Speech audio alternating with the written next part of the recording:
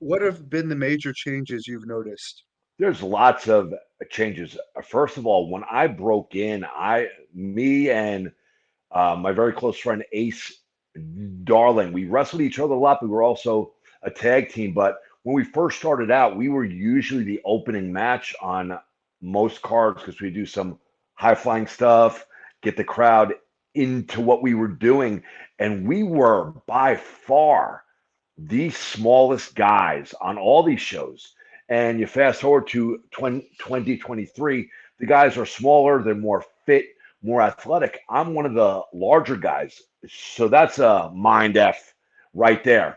When your whole career is spent being a smaller guy and wrestling like a smaller guy, and now you have the option to wrestle as a bigger guy, base more, but still do some high flying stuff. It's a pretty cool dynamic.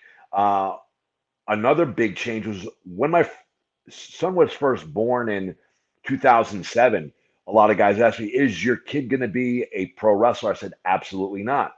Uh, at that time, and when I came up, you know that pro wrestling could be a dangerous, self-destructive culture. I loved seeing all those guys that I grew up watching. But you know this as well as I do. A lot of those guys have some bad, dangerous habits. Uh, a lot of that culture is gone. You still have a handful of guys that tear shit up still. But for the most part, I think guys have learned from the generation before us. A lot of those guys are dead or in really bad shape, not just from wrestling, but from the crazy lifestyle that they led on the road to substance abuse and stuff like that. I think that the culture is calmed down. It's more responsible. Again, there are guys that go nuts still, but it doesn't dominate